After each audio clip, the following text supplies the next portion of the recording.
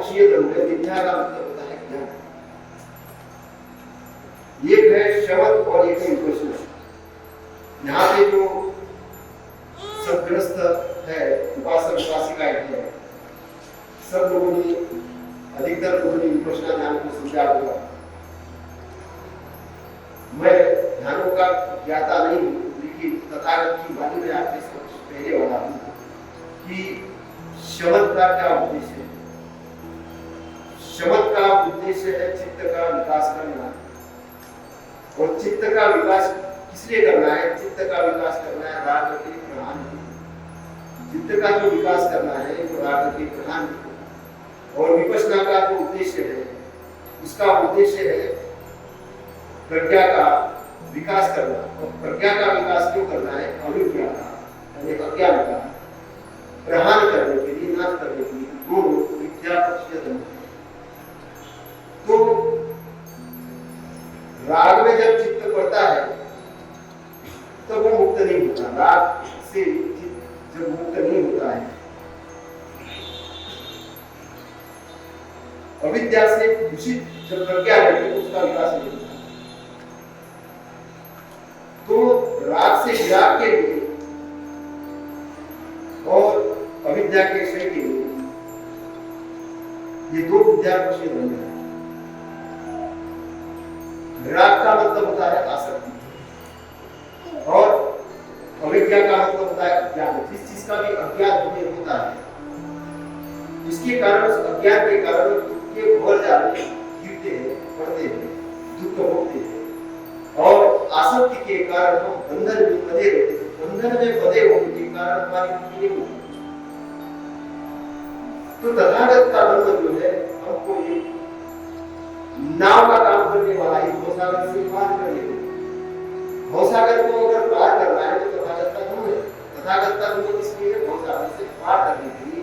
तो तथागत के धर्म का हमको प्रयोग करके अपने जीवन में वहां लेके करना है, कहीं पहुंचने के लिए। तो इसमें पहुंचने के लिए क्या करना होता है? 3 प्रकार की शिक्षा तथागत देते हैं।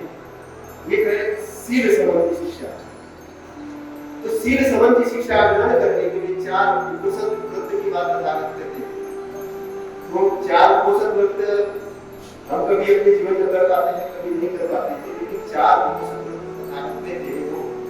वो अष्टमी में आते हैं, अमावस्या और पूर्णिमा।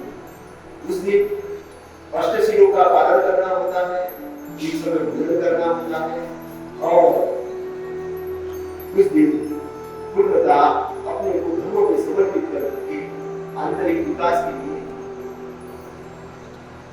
उस उपोषण का बड़ा महत्व है। तथागत उपासकों के लिए महान 4 उपोषण व्रत की बात कहते हैं, और उस समय बहुत बड़े पैमाने पर तथागत के शरण में आए हुए उपासक थे, वो उपासक उसको ग्रहण करते हैं।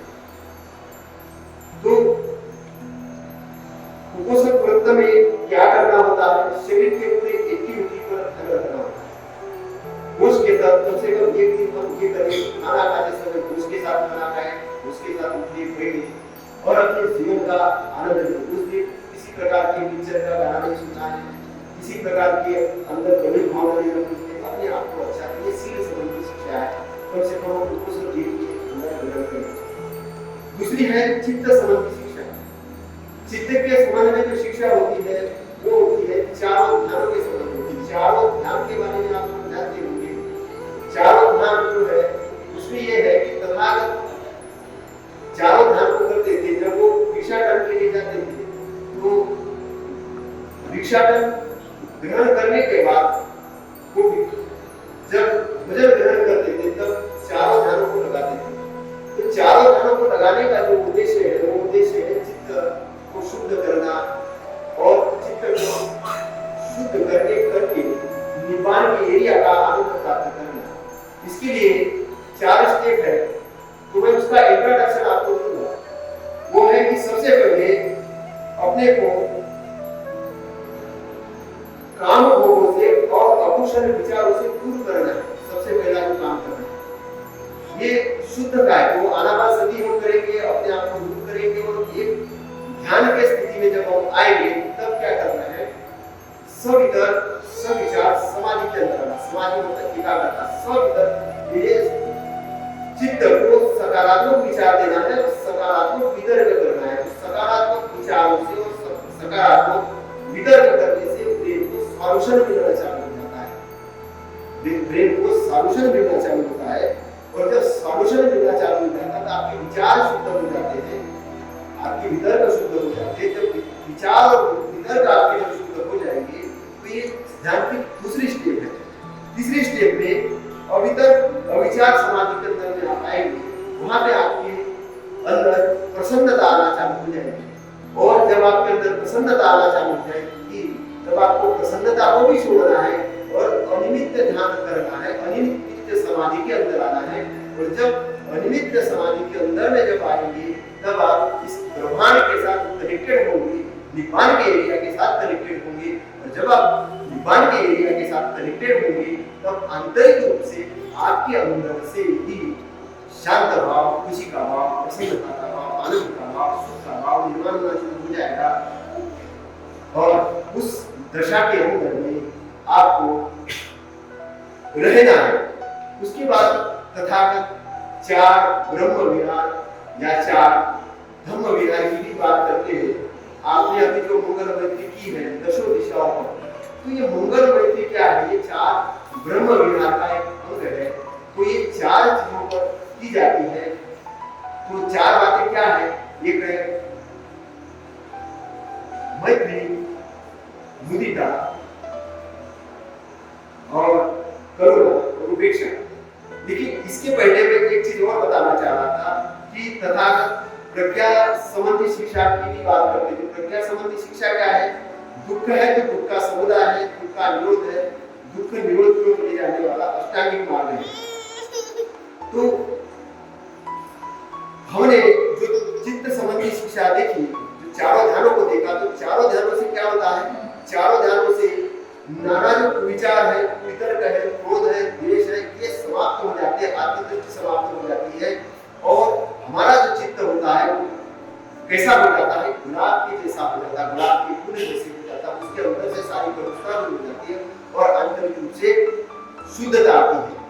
जो तथागत ने जो मार्ग दिया है, तथागत ने जो मार्ग दिया है, वो मार्ग कौन सा दिया है? सम्यक मार्ग। दुनिया के अंदर में 3 प्रकार के मार्ग हैं। पहला मार्ग है जो काम भोग का मार्ग है, नाच गाना, दारू पीना, मटन मुर्गा मछली की पार्टी बना के अपने आप को उधर भोगों में ले जाना, संपत्ति का भोग करना, अलग अलग तरीके से बोलना कि जीवन के अंदर भी इसके सिवा कुछ भी नहीं।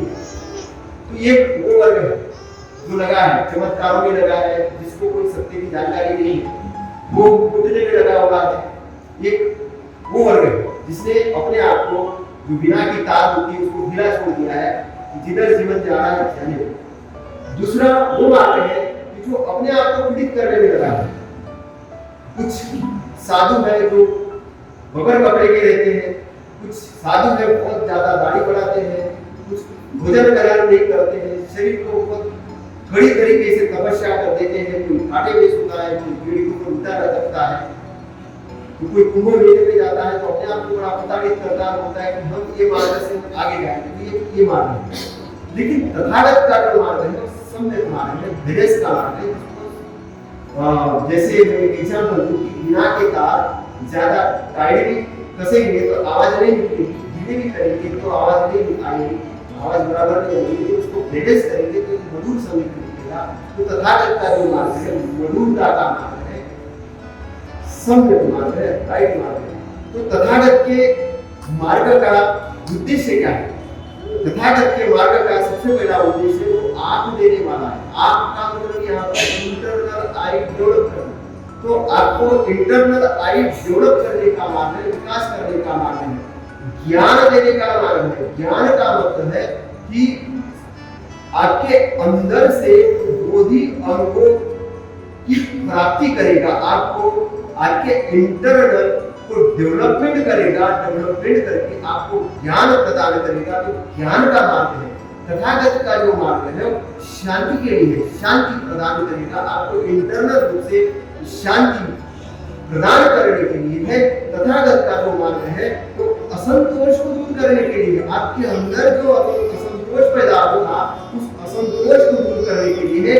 और तथागत का जो मार्ग है संपूर्ण दुख मुक्ति के लिए। संपूर्ण दुख मुक्ति का अर्थ है निब्बान के लिए, आपको निब्बान के क्षेत्र को प्राप्त करने के लिए। तो तथागत के मार्ग का एक ऑब्जेक्ट है। तो तथागत के मार्ग के अंदर में 8 अंग है और एक एक अंग को हम संक्षेप रूप में समझने के प्रयत्न करेंगे। तो उनके अष्टांग मार्ग का जो सबसे पहला जो अंग है वो है सम्यक दृष्टि। सम्यक दृष्टि का निर्माण कैसे होगा, ये सबसे पहले समझने वाली बात है। सम्यक दृष्टि का निर्माण कैसे होगा? सम्यक दृष्टि निर्माण होती है पॉजिटिव थिंकिंग करने से, सकारात्मक सोचने से। अमेरिका के जो एक लेखक है, पादरी है बहुत बड़े, और उनकी जो बुक है power of positive thinking, power of positive thinking, और बहुत बड़ी प्रसिद्ध बुक है।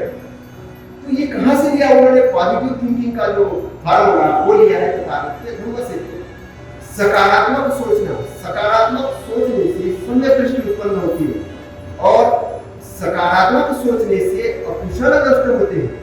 अकुशल जो घोड़े के अंदर में अकुशलता है, गलत चीजें वो नष्ट होती है। नकारात्मक निगेटिव सोचने से अकुशल उत्पन्न होते हैं। तो नकारात्मक नहीं सोचना है, हर एरिया के अंदर में सकारात्मक रहना है।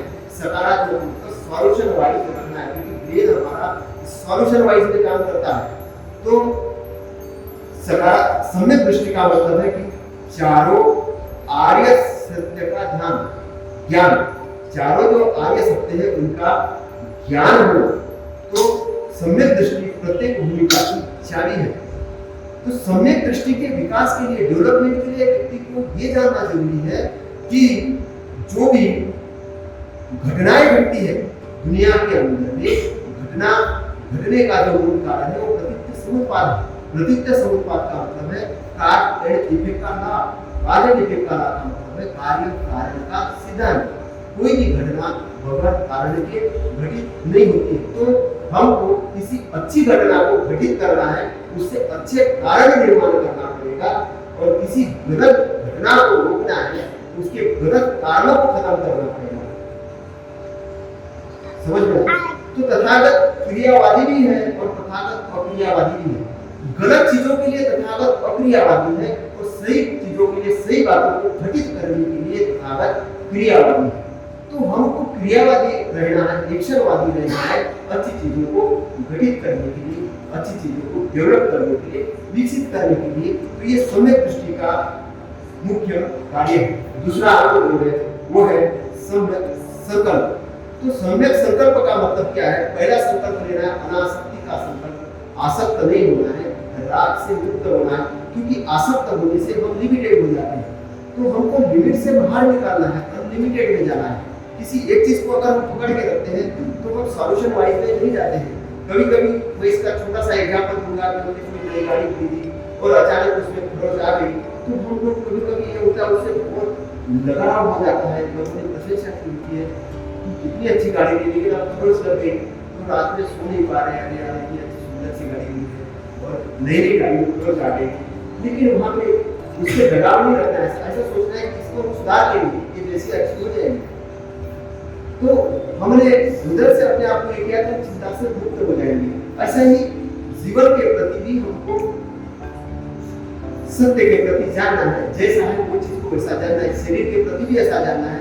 हम बालक हैं, हम जवान हैं, हम अभी जवानी से बुढ़ापे की तरफ जाएंगे, बुढ़ापे से मृत्यु की तरफ जाएंगे। ये हमारा शरीर, तो सत्य को सत्य जानेंगे, असत्य को असत्य जानेंगे। धीरे धीरे हमको वो राग से अनुराग होना है, मुक्त होना है।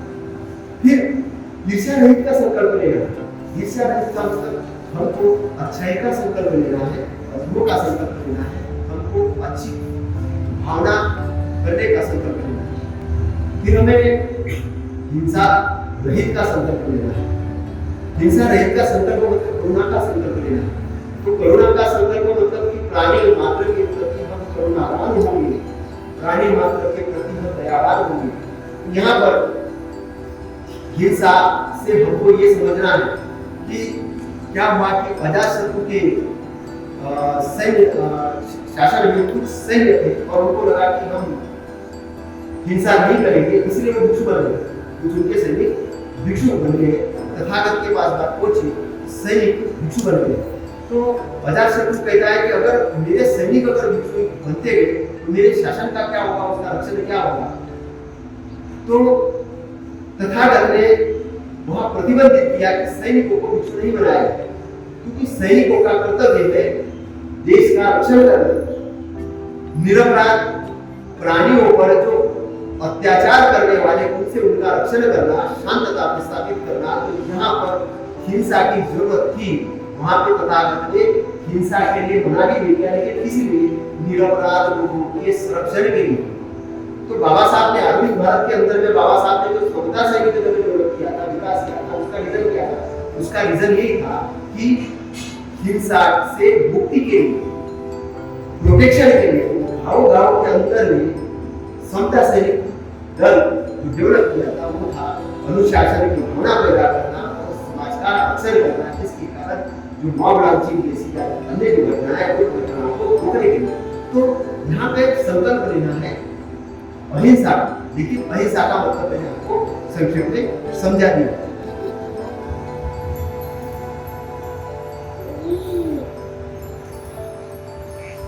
तो बाबा साहब एक जगह स्पीच कर रहे थे और स्पीच करते करते उन्होंने कहा कि जाओ अपने घरों की दीवारों पे लिखो कि तुम इस देश की शासनकर्ता जमात हो। तो एक संकल्प देना चाह रहे थे कि तुम इस देश की शासनकर्ता जमात हो, तुम शूद्र अछूत नहीं हो, तुम विद्वान हो, शासन करने वाले मतलब कि राजा वाले ने शासन करने वाले मतलब बुद्धि का शासन करने वाले, धन के रूप में शासन करने, राज्य रूप से शासन करने वाले। आप अपना इतिहास भूल गए हो, वो इतिहास को जाओ और अपने घरों की दीवारों पे लिखो कि तुम इस देश की शासनकर्ता जमात हो। और स्थिति ऐसी थी कि बहुत से जगह हमारे लोगों के घर ही थे और घर भी थे तो उस जगह पर घास वाले घर थे, पक्की दीवारें नहीं थी, कुछ लोग खेतों में रहते थे। लेकिन बाबा साहब इस चीज में कह रहे कि जाओ अपने घरों की दीवारों पे लिखो। तो उसमें बाबा साहब को पता था कि घरों पे दीवारों पे जाके लिखे या नहीं लिखे, हो सकता है कि उस समय 80% 90% लोग अनपढ़ ही थे, वो लिखना भी नहीं जानते थे। लेकिन बाबा साहब हमारे लोगों के दिमाग में लिखना चाह रहे थे कि तुम देश की शासनकर्ता भूलना नहीं, जानो अपने इतिहास को जानो।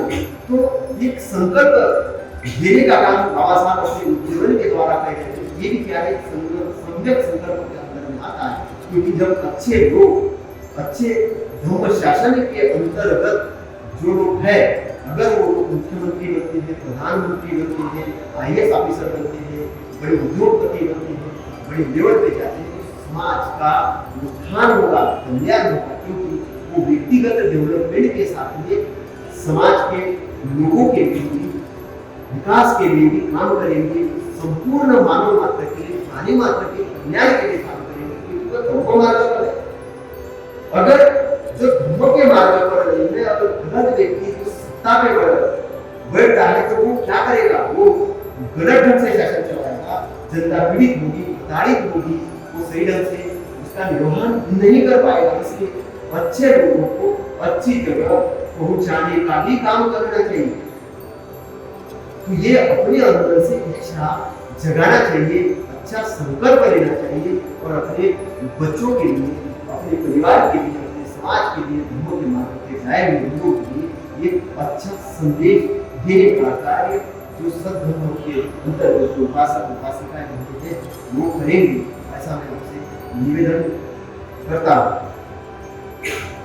इस मार्ग पर अभी मैं एक भंते जी का इंटरव्यू ले रहा था और उसने पूछा कि आप डॉक्टर थे और डॉक्टर से आपने जीवन कहानी की है, तो आपने प्रेरणा से मिली। मैं कांसीराम साहब का आंदोलन था, कांसीराम साहब को बुद्धिस्ट नहीं बुद्ध मार्ग में मैंने स्टडी करना शुरू किया तो पता चला कांसीराम साहब ने एक बड़ा अच्छा वाक्य बोला।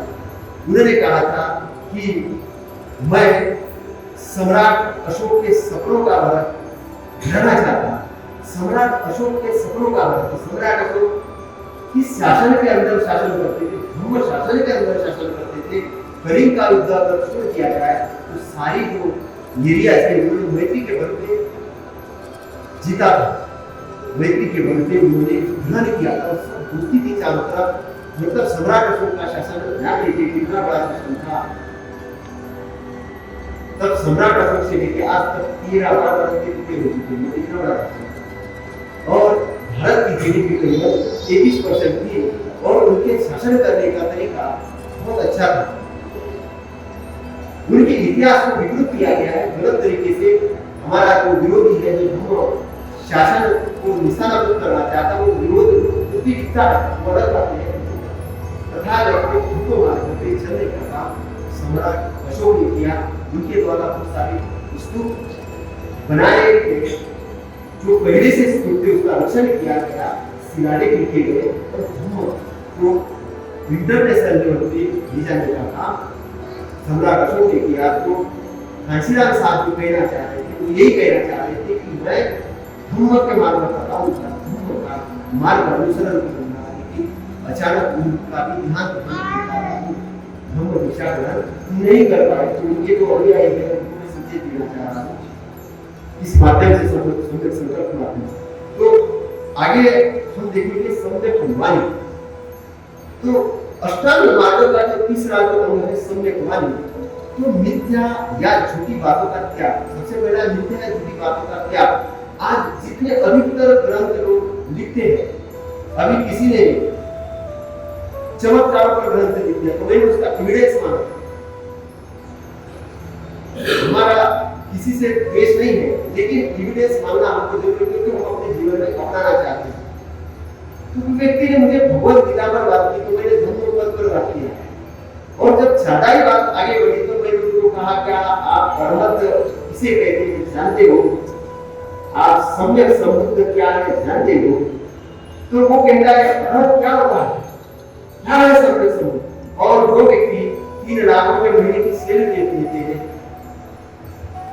पीएचडी किया है उन्होंने मस्तिष्क के अंदर में बहुत सारी डिग्रियां है लेकिन धर्म का नॉलेज नहीं है।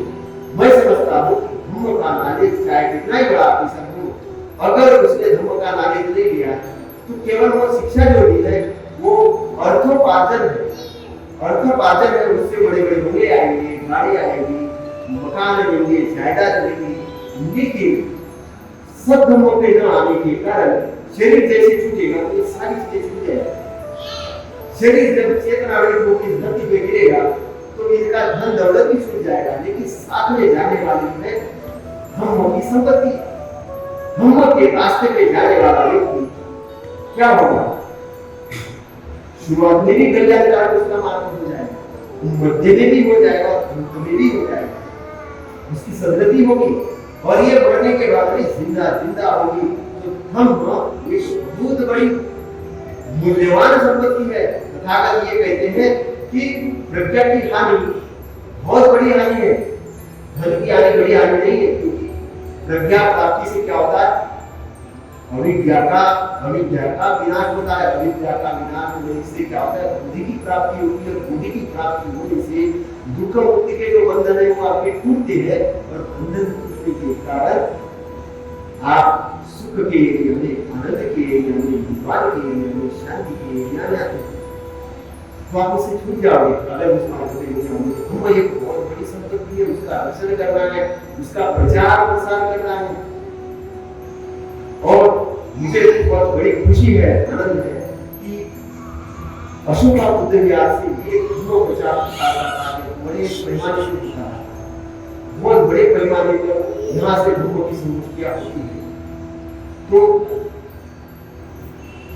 मिथ्या बातों का त्याग चुगली कटु वचन बकवास का त्याग। चुगली अभी लोग बहुत सारे सीरियल आते हैं चुगली करने के साथ भी कभी कटु वचन बोलने में इतना महसूस करते हैं वो उसमें क्या नाम लिखते हैं लोग पता करने की कोशिश करते हैं किस शासन में वो से बात करते हैं कटु वचन बोलते हैं। लेकिन धर्म वाला व्यक्ति है कटु वचन नहीं बोलेगा अच्छा वचन बोलेगा लेकिन धर्म के मार्ग पर नहीं है जो वर्ण व्यवस्था जाति व्यवस्था में हिसाब होती है उस कटु वचन की कोई विदा करता है कि धर्म के अंदर आया हुआ व्यक्ति सम्यक वाणी का उपयोग करता है उसको करना चाहिए। कठोर बकवास का बकवास। अभी बहुत सारा बकवास हो रहा है। किसी ने हाथी का सूंड बच्चे को लगा दिया, किसी ने इसको सुखरता बोल दिया, किसी को सुखरता बोल दिया, कुछ भयंकर लाउड स्पीकर की आवाज चल रही है, चित्त लोगों का भ्रमित हो रहा है, उनको समझ नहीं आ रहा क्या करे क्या नहीं, आज का अपने आप को उठा दे रहे हैं। तो ऐसी सारी चीजें हो रही है। तो इस प्रकार के बातों का त्याग हमने वाणी के अंदर बकवास का त्याग, किस बात का अपनाना, उद्देश्य पूर्वक बातचीत, उद्देश्य पूर्वक जो बातचीत होना चाहिए, किसी ऑब्जेक्ट को लेके किसी उद्देश्य पूर्वक बातचीत होनी चाहिए, मधुर बातचीत होनी चाहिए, करुणावान होनी चाहिए, बुद्धिमानी से युक्त होनी चाहिए और सार्थक होनी चाहिए। तो ये जो बातचीत का जो अंग है संयम वाणी के अंतर्गत है। तो अभी हमने अष्टांग मार्ग का तीसरा अंग देखा। अष्टांग मार्ग का चौथा जो अंग है वो है सम्यक प्रमाण। तो सम्यक प्रमाण से अंदर में है हिंसा का त्याग, चोरी का त्याग, व्यभिचार का त्याग। व्यभिचार का त्याग किसके लिए? गृहस्थों के लिए। व्यभिचार नहीं करना है, चोरी नहीं करना है। कई सारे सरकार के उपक्रम है, कई सारी योजनाएं आती है, जनता के लिए आती है, कई सारा स्कूलों के लिए बजट आता है, फंड आता है, लेकिन बहुत बार ऐसा होता है कि वो फंड वहां जाता ही नहीं है। तो एक प्रकार की जनता के लिए अकल्याण की बातें वो करते हैं, वो नहीं करना है, वो एक चोरी। कुछ लोग स्मगलिंग करते हैं, डाका डालते हैं, उसका प्रमाण के अंदर में सम्यक प्रमाण के अंदर निषेध माना गया है। तो क्या करना है? चोरी नहीं करना है। तो क्या करना है? अच्छे कर्म करके जीवन को अर्जन करना है, अच्छे कर्म करना है, अच्छे कर्म से इसका रिलेशन है। फिर उसके बाद में आता है सम्यक आजीविका। तो आजीविका किस प्रकार की होनी चाहिए? सही प्रकार की आजीविका। कोई भी धर्म प्रेमी है, धर्म के अंदर आना चाहता है, तो पैसे कमाने के बहुत सारे अच्छे मार्गों के अंदर नहीं करना चाहिए, लेकिन कुछ मार्ग उसको नहीं अपनाना चाहिए, जैसे कि मादक द्रव्य का व्यवसाय हुआ, पशु हत्या से संबंधित व्यवसाय हुआ, चोरी से संबंधित व्यवसाय हुआ, स्मगलिंग से संबंधित व्यवसाय हुआ। उन व्यवसायों की तरफ नहीं जाना है, अच्छे व्यवसाय करना है, अच्छे व्यवसाय से धनोपार्जन करना है। तो ये सम्यक आजीविका के अंतर्गत है। तो अभी हमने प्रज्ञा और शील पर बात की है। सम्यक दृष्टि और सम्यक संकल्प, ये जो है ये प्रज्ञा का मार्ग है, और उसके बाद वाली दृष्टि है वो शील का मार्ग है। और अभी हम समाधि के मार्गों पर बात करने वाले हैं। तो इसके अंदर में है सम्यक व्यायाम। सम्यक व्यायाम ध्यान की अवस्था में किया जाने वाला व्यायाम है।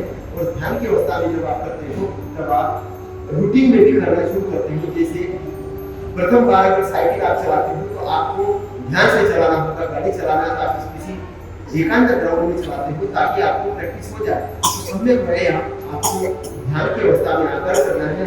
इसका पहला जो वर्ग है वो है अनुत्पन्न बुराइयां उत्पन्न नहीं करने की इच्छा निर्माण करना। अनुत्पन्न बुराई अपने अंदर से डिजायर पैदा करना है कि मैं उत्पन्न जो बुराइयां है उसको उत्पन्न नहीं होने दूंगा, इच्छा करना, डिजायर करना, उसके लिए उद्योग करना, परिश्रम करना, दृढ़ निश्चय करना और चित्त को अनुशासित करना, चित्त का कंट्रोल थामना, चित्त का कंट्रोल थामना।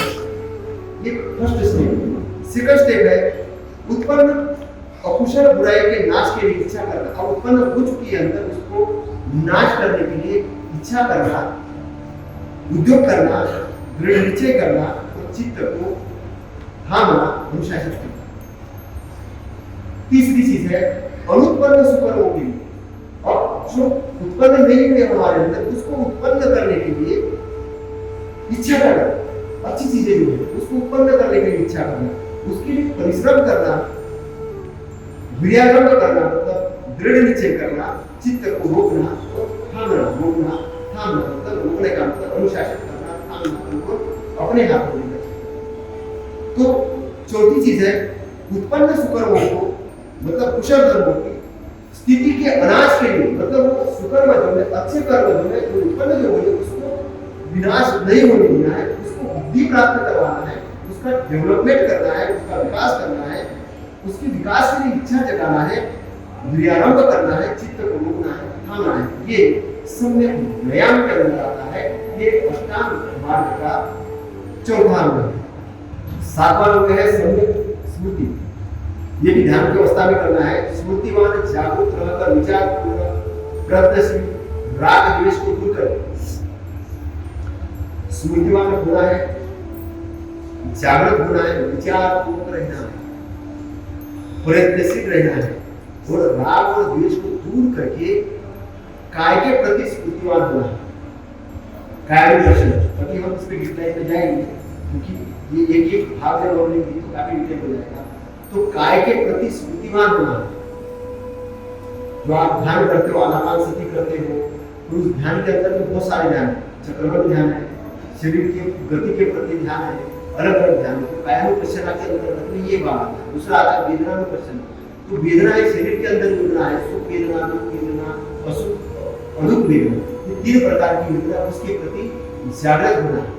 तीसरा है चित्त के प्रति वेदना। चित्त के प्रति चित्तानुदर्शन, चित्त की स्थिति क्या है, चित्त की हमारी वर्तमान स्थिति क्या है, चित्त क्या राग से पीड़ित है, चित्त असंतोष से पीड़ित है, चित्त बड़ा है, चित्त छोटा है, किस प्रकार की चित्त की स्थिति को जानना है, ये चित्तानुदर्शन होता है। और चौथा आता है धम्मानुदर्शन। तो धम्म के प्रति, धम्म के प्रति तो धम्मानुदर्शन में क्या आता है, स्कंद के प्रति, उपस्कंद नामस्कंद, आयतन मतलब इंद्रियों के प्रति, और 7 बोधि अंग और 4 आर्य शक्ति, इसके प्रति हम ध्यान करते हैं, समझते हैं, ये धम्मानुदर्शन है। तो ये स्मृति के अंतर में आता है। और 8वां जो है सम्यक समाधि। सम्यक समाधि जो हमने पहले ही बताया, चित्त संबंधी जो बात की है कि सम्यक समाधि के अंदर 4 जो समाधि है वो सम्यक समाधि के अंदर में आती है। इस प्रकार से अष्टांगिक मार्ग है।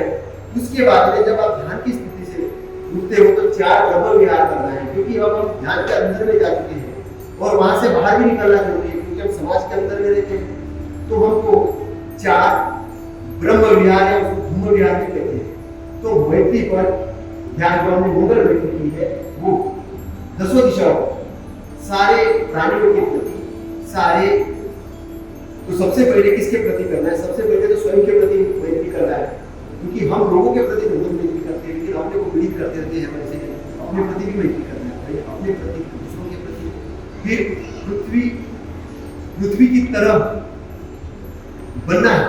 पृथ्वी की तरह एक एग्जाम्पल है, पृथ्वी पर कोई बोलने के लिए आता तो पृथ्वी पिछली नहीं होती, तो आपको किसी ने बोल दिया तो आपको पिछली नहीं होना है। तो चित्त को आपको गंभीर रूप से रखना है कि मैत्री की भावना अगर आप रखेंगे तो कोई कितना भी आपके साथ गलत व्यवहार करेंगे, लेकिन आप पिछली नहीं होंगे, आप मुझे नहीं आएंगे। आप अपने आप को बलवान के रूप में खड़ा रखेंगे और जब आप शांत रहेंगे तो आप और भी मैत्री नहीं जाएंगे।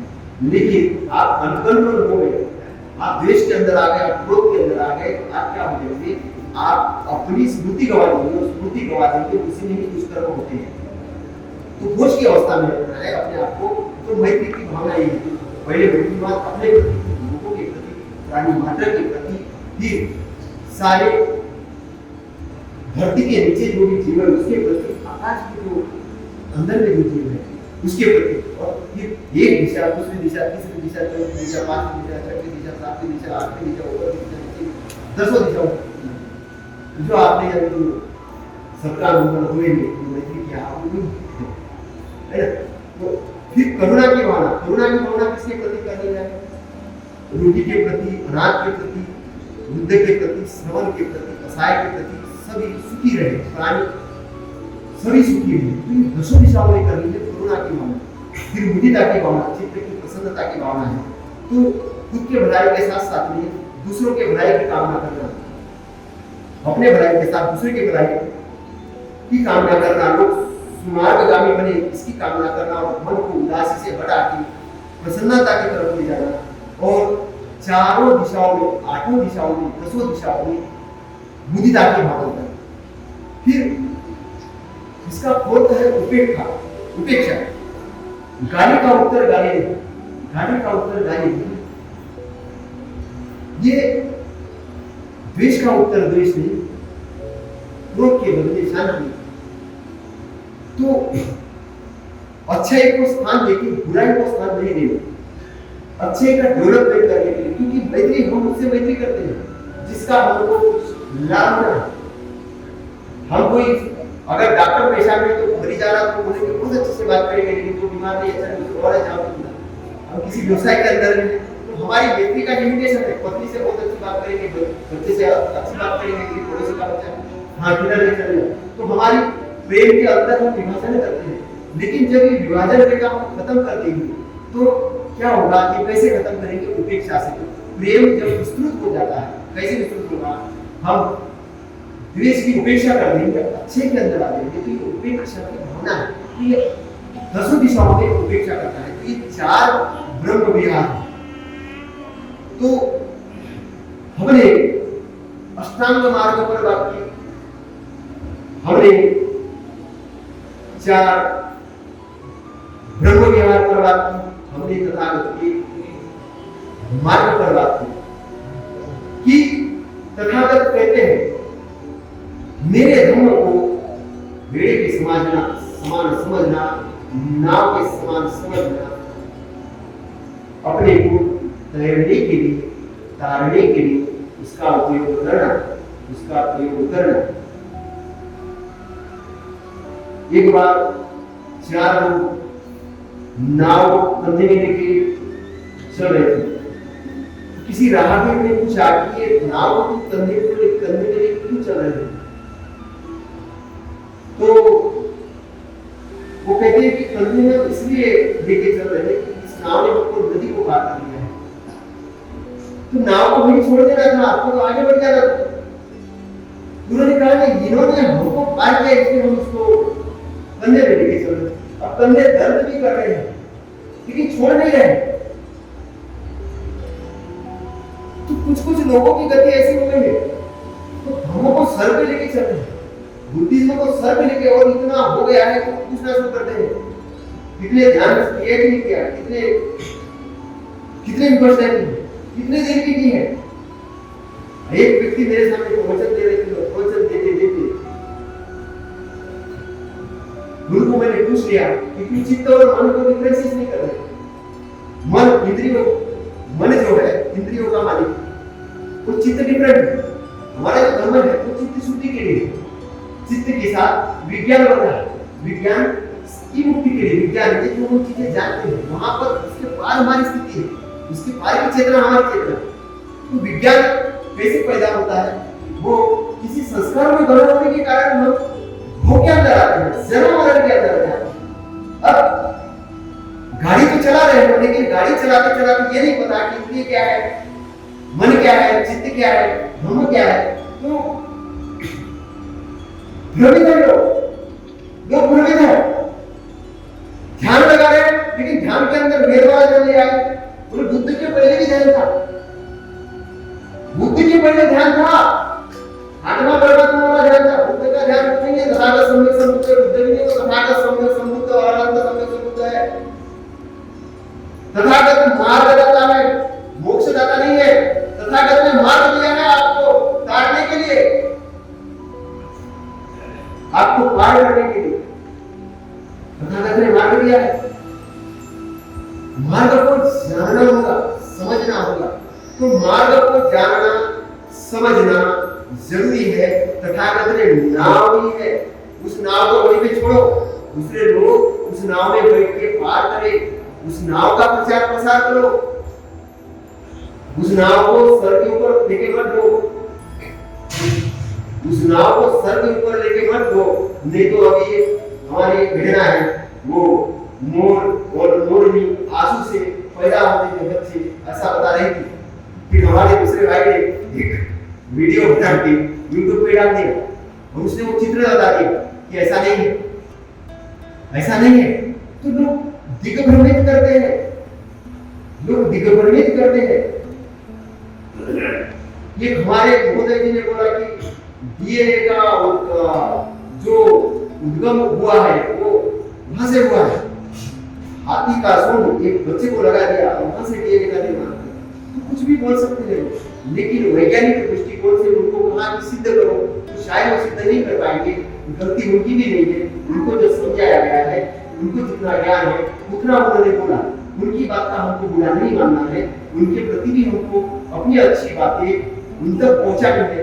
अब वो माने नहीं माने, मानेंगे उनकी इच्छा, नहीं मानेंगे उनकी, लेकिन उनके प्रति उनको बुराई नहीं रखना है, द्वेष नहीं रखना है, उनके बारे में भी कल्याण की भावना रखना है कि इनको भी सद्गति का मार्ग मिले, इनको भी सद्गति का मार्ग मिले, इनकी भी अंदर से असंतोष की भावना खत्म हो, ये भी धर्म के मार्ग पर आकर अपने अंदर सुख और शांति को प्राप्त करें। और उनका भी भला हो, उनके लिए मगर लेके हमको करना है। अगर हमने देश का काम तो फिर हम धर्म के मार्ग से क्यों रहेंगे, फिर हम धर्म के मार्ग से रहेंगे। हमको अपने विरोधियों की भी अच्छी भावना रखनी है, क्योंकि बुराई को जीतने का मार्ग क्या है? बुराई को जो जीतने का मार्ग है वो भलाई है, अच्छे। क्रोध को जीतने का मार्ग क्या है? शांति है। और ये सनातन धर्म है, ये सनातन धर्म है। सनातन शब्द किधर से आया? वो बुद्धिज्म से आया, सनातन। तो तथागत मार्गदाता, मोक्षदाता नहीं। तथागत ने जो धर्म दिया है, हमको क्या है? वो विश्व का संविधान है। तथागत के धर्मों का पुनर्विलोकन होना जरूरी है। 2500 साल में उसके अंदर बहुत सारी मिलावट हो चुकी है। तो हमको तथागत के वचन, तथागत के भय की नहीं है, ये पता करना जरूरी है। तथागत के नाम से कुछ भी ग्रहण नहीं करना है। तथागत के नाम से, तथागत के वचन ही ग्रहण करना है। और हमारे पास में वो बुद्धि है, हमको उस तरीके से अपने आप को डेवलप करना है। और उसके लिए बाबा साहब ने हमारे लिए पूजा ये ग्रंथ लिख रखा है। बाबा साहब ने उदाहरण ग्रंथ लिख रखा है, उससे हमारी तर्क शक्ति काफी डेवलप हो जाती है। हमको ध्यान भी करना है। कुछ लोग ध्यान का बड़ा विरोध करते हैं, उसको विपश्यना का विरोध करते हैं। विपश्यना धर्म का आनंद है, लेकिन विपश्यना संपूर्ण धर्म नहीं है। विपश्यना संपूर्ण धर्म नहीं है। मैं उस बात का विरोध करता हूँ, लोग मुझे विपश्यना का विरोधी समझ लेते हैं। मैं विपश्यना का विरोधी नहीं हूँ। विपश्यना धर्म का एक अंग है। विपश्यना संपूर्ण धर्म नहीं है। विपश्यना धर्म का एक अंग है। विपश्यना संपूर्ण धर्म नहीं है। जैसे एक हाथी खड़ा था और कुछ अंधे लोगों को राजा ने कहा कि जाओ और हाथी कैसा है ये पता करके आओ। एक अंधे ने जाके हाथी के पूंछ को पकड़ा, एक अंधे ने हाथी के पांव को पकड़ा, एक ने कान को पकड़ा, एक ने सूंड को पकड़ा। तो राजा ने जब उन अंधे लोगों को बुलाया, और अंधे लोगों को बुलाकर राजा ये पूछता है कि बताइए हाथी कैसा है बताइए। तो जिसने हाथी के पैर को पकड़ा, उसने ये कहा कि हाथी को बड़े खंबे जैसा है, हाथी बड़े खंबे जैसा है। जिसने उसको पकड़ा तो उसने कहा हाथी को रस्सी जैसा है। जिसने हाथी के कान को पकड़ा उसने कहा हाथी को सुपड़े जैसा है। तो धम्म के जिस अंग को जिसने जाना उसने उस तरीके की धम्म की व्याख्या की है। तो धम्म क्या वो है? क्या हाथी है? रस्सी है? क्या हाथी है? कोई मजबूत खंबा है? हाथी है? कोई सुपड़ा है? नहीं, हाथी है। क्योंकि देखने वाले अंधे थे, तो अंधे होने के कारण उन्होंने अंधे की तरह उस हाथी की व्याख्या की। तो धम्म कैसा आपको जानना है, अंधा होके नहीं जानना है, आँख से जानना है, इंटरनली जानना है, समझना है। क्योंकि धम्म को आप अगर गलत तरीके से ग्रहण करेंगे तो आपकी मुक्ति नहीं होगी। तो आप तथागत को दोषारोपण देंगे कि देखो तथागत के धम्म में हम जाके हमारी आगे हो गई। तथागत ने तो बताया कुछ था, लेकिन आपने सुना कुछ और आपने समझा कुछ। और आपने अपने व्यवहार से लाया तो आपको वो रिजल्ट नहीं मिलेंगे। इसलिए धम्म के प्रति कम से कम विद्यार्थी बनना और धम्म के जानकार बन के आगे बढ़ना, धम्म के जानकार बन के आगे बढ़ना। तो आज मैं जो धम्म पर जो बातें कर रहा हूँ ये इंट्रोडक्शन है, मेरा स्पीच है, इंट्रोडक्शन है। मैं इस पे कोई प्रायोगिक रूप से नहीं बता रहा हूँ, एक शाब्दिक रूप से बता रहा हूँ, लेकिन प्रायोगिक रूप से जब मैं बताना शुरू करूंगा तब मैं आपको एक जानकारी दे सकता हूँ कि निपान के एरिया के अंदर में इंटरनल हैप्पीनेस कैसे आता है, और वो मैं नहीं बताऊंगा, वो आपकी अंदर से निर्माण होगा। शांति किसे कहते हैं शब्दों में नहीं बता सकते। पानी का स्वाद भाई साहब आप बता सकते कैसा है? नहीं बता सकते। शांति क्या है शब्दों में नहीं बता सकते हैं। निपान के एरिया में हैप्पीनेस क्या है शब्दों में नहीं बता सकते। जो चीजें शब्दों में नहीं बता सकते, जो शब्द बुद्धि के द्वारा नहीं बता सकते, वो आपको करके देखना होगा, आपको करके समझना होगा। तो तथागत का जो धम्म है दो प्रकार से, एक शाब्दिक रूप से है, एक प्रायोगिक रूप से है। प्रायोगिक बातें प्रायोगिक रूप से ही पता चलेगी और शाब्दिक जो बातें हैं तो प्रवचन शब्द के रूप से ही पता चलेगी। दो बात है। अभी हमारे समाज के अंदर में शब्द के रूप में जानने वाले 99% लोग हैं और प्रायोगिक रूप से जानने वाले 1% लोग। हमको प्रायोगिक रूप से जानने वाले लोगों को बढ़ाना है, तब हम दूसरे धर्मों की व्याख्या कर पाएंगे। केवल दोषारोपण देने से काम नहीं चल पाएगा। फिर हम रामायण को पढ़ेंगे, फिर भगवद गीता को पढ़ेंगे, कुरान को पढ़ेंगे, सारे धर्मों की स्टडी करेंगे, समझ में आना चालू हो जाएगा हमको कि क्या कौन सी चीज है, हम बता सकेंगे और सही तरीके से बता सकेंगे। तो हमको इंटरनली सबसे पहले अपने ऊपर टाइम लगाना है, अपने ऊपर समय लगाना है। दूसरों को सीखना बड़ी चीज नहीं है। भारत कहते हैं कि एक व्यक्ति लाखों लोगों को जीत कर आ जाए वो बड़ी जीत नहीं है, लेकिन जो अपने आप को जीतता है वो बड़ी जीत है। दूसरों को ज्ञान देना कोई बड़ा काम नहीं, लेकिन अपने आप को सन्मार्ग पे लाना बड़ा काम है। अपने आप को ज्ञान के मार्ग पर डालना बड़ा काम है। व्यक्ति क्या करता है? व्यक्ति एक जुआर जैसा काम करता है, दूसरे के पत्ते बीतना चाहता है लेकिन अपने पत्ते छुपाता है, दूसरे की गौ गिनना चाहता है लेकिन अपनी गौ कितनी है नहीं मालूम। दूसरे की गौ दूसरी है, दूसरे की आपकी है, दूसरे की संपत्ति दूसरे की है। तथागत सम्यक संबुद्ध है, तथागत सम्यक संबुद्ध है, आप नहीं समझ सकते। तथागत के भिक्षु अनंत हुए, बुद्धि को प्राप्त हुए, बुद्ध बने, बहुत सारे आप थोड़ी बने, आपको भी बनना है। आपने उनके गुणगान करते रहोगे तो अपने लिए भी कुछ करो, इंटरनल जाओ, अपने ऊपर भी करो। और सारे मैं ये कहना चाहूंगा कि सारे हमारे प्यारे शिक्षा के केंद्र बनना चाहिए। तथागत जब तथागत को बुद्धि लाभ हुआ तो तथागत के पास कोई विहार रहने के लिए नहीं था, तो तथागत को पेड़ के नीचे सोते थे, जीवन लेके सोते थे, पैर के चप्पल नहीं।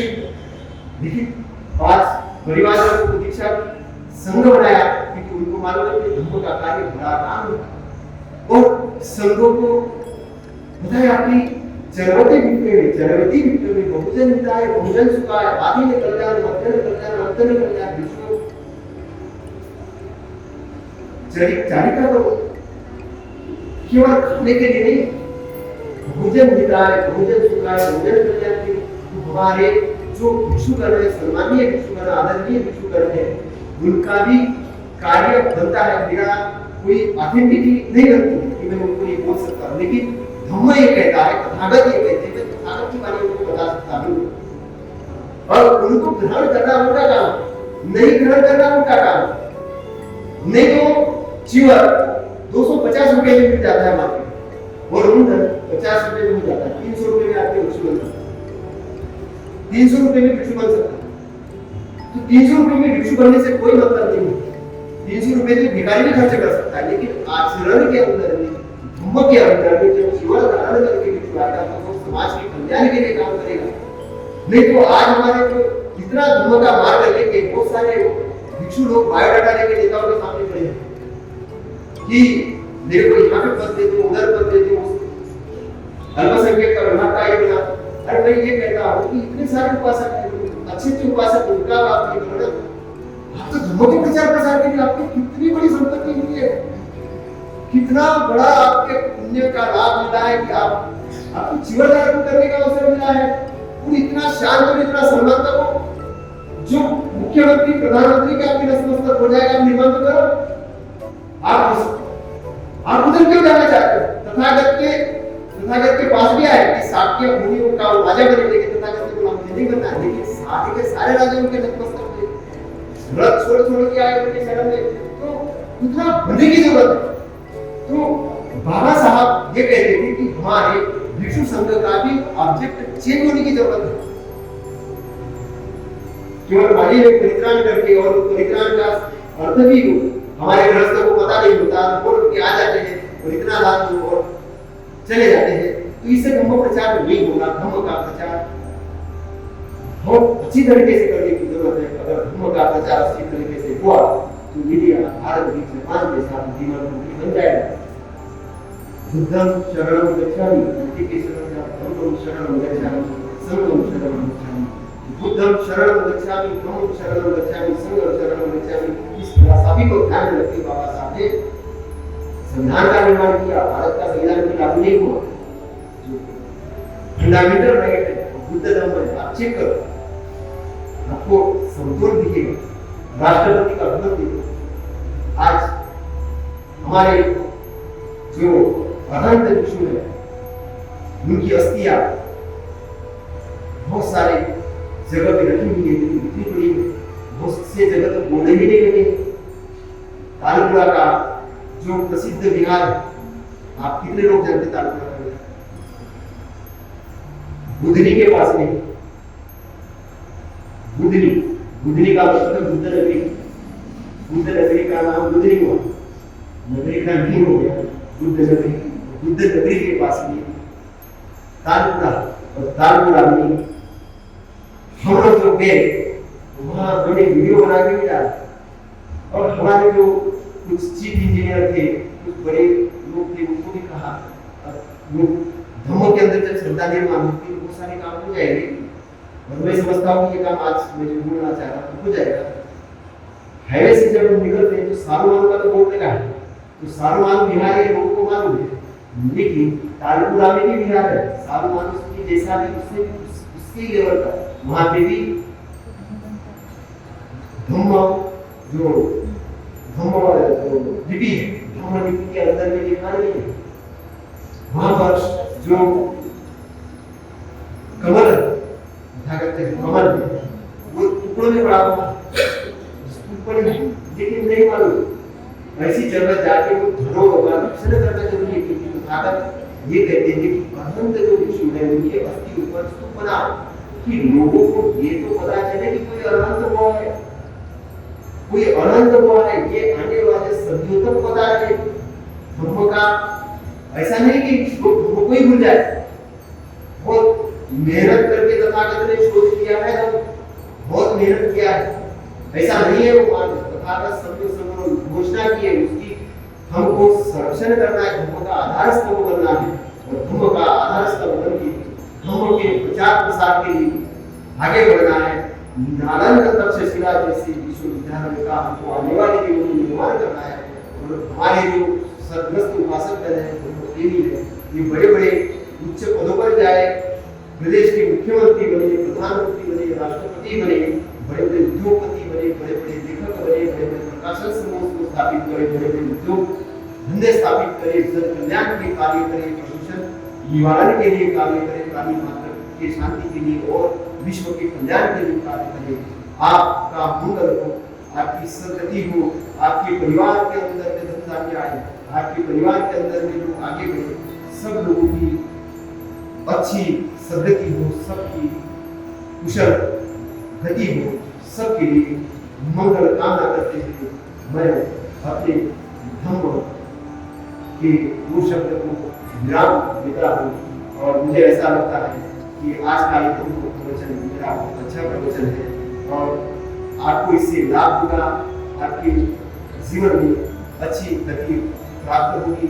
और उन लोगों को मैं साधुवाद देना चाहता हूँ, सुब्रमण्य साहब को, सहाय साहब को और अन्य जो हमारे अशोका बुद्ध विहार के जो उपासक उपासिकाओं को, जिन्होंने मुझे आमंत्रित किया, आपने इतने शांति से मुझे सुना और धम्मपीठ पर आकर धम्मपीठ पर आकर हम इसी प्रकार से घोषणा धर्मों पर बातें करते रहेंगे।